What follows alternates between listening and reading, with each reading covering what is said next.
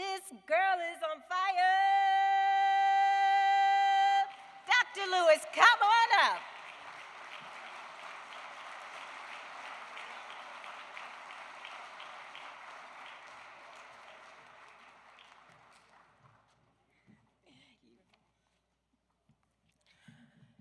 Good morning, everyone.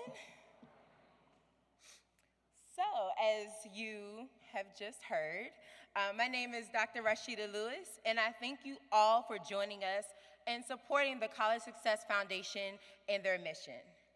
I am proud to represent all of the CSF DC alumni who are employed in STEM-related positions and the college students who are now pursuing bachelor's degrees in STEM fields. Before I go any further, I would like to express our deep appreciation to the Costco Wholesale and the over 180 Costco vendors represented here today for enabling us to surpass our goal of $1.5 million. Yes.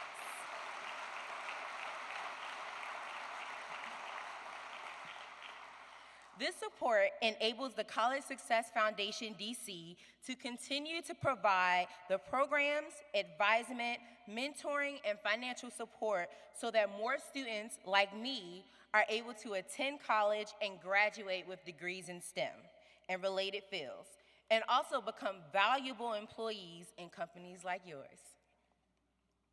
I also stand before you as one of the earliest recipients of the College Success Foundation DC's Leadership 1000 Scholarship, having graduated high school in 2009. Since then, as you've heard, I have received a bachelor's degree in electrical engineering from Virginia Commonwealth University, a master's degree in electrical engineering from the University of Virginia, and recently defended my dissertation and received my Ph.D. in engineering education at Virginia Tech.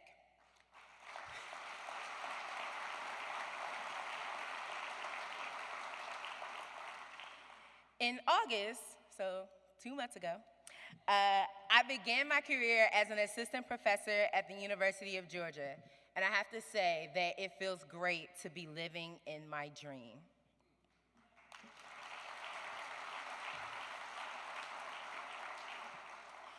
I share my accomplishments with you this morning, not as a means to brag, but to demonstrate how far I've come as a first-generation college student due to the support of CSF DC. Beyond the monetary support I received, CSF DC developed into an extended family throughout my journey through higher education. Being a part of this program enabled me to connect with people who I shared a commonality with, being the first in our families to go to college and being from the great city of Washington, D.C. The social support I received from CSDC, such as opportunities for peer mentoring, connecting with other scholars through team building, during my journey through college, I knew that I was not alone. These programs allowed me to build a professional network that enabled me to help those who have come behind me, because we should reach as we climb. In addition to the support that I received from CSDC, I have also become an active lifetime member of the National Society of Black Engineers, whose mission is to increase the number of culturally responsible Black engineers who excel academically, succeed professionally, and positively impact the community. Throughout my years in college, I've held several positions at the chapter, regional, and national level of this large student-run organization. Being a member of NSBE provided me with the family and opportunities that impacted my life beyond measure. With that said, before I introduce our keynote speaker, I'd like to leave you with a few lessons I've learned from being an African-American woman in STEM. To donors and fellow educators, STEM is difficult and requires a lot of effort in order to be successful. Removing barriers such as financial ones, reducing stereotype threat, and becoming more empathetic to students from diverse backgrounds increases the opportunity for us to focus on our studies and helps level the playing field for those of us who aren't traditionally represented in these fields. Support programs like CSFDC and their new STEM initiatives. Encourage students to join organizations like NSBE, the Society of Women Engineers, the Society of Hispanic and Professional Engineers, that support increasing access to STEM for underrepresented minorities. And lastly, and this is an important one, hire Black and brown people.